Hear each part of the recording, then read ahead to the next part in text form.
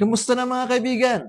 Chinoy TV po. Alam niyo ba mga kaibigan na dito sa Canada, lalo na dito sa Shoppers Drug Mart, every weekend mga kaibigan, ang mga presyo dito, ang mga bilihin ay laging on sale. Ang Shoppers Drug Mart pala mga kaibigan, dito sa Canada, ito ay isang one-stop shop. Meron siyang beauty and skin care product, meron din siyang pharmacy, at yan, meron silang mga frozen foods, mga drinks. Kaya tuwing may bibilin ako dito mga kaibigan, tinataong ko during weekends. Parang itong mouthwash nila mga kaibigan, no? Ang regular price nila is at $10.39. Eh ngayon, on sale siya, $5.99. Ayan. Ganyan dito mga kaibigan sa Canada. Itong Nivea mga kaibigan, no? On sale din siya. Ayan. Kuha rin tayo ng 4.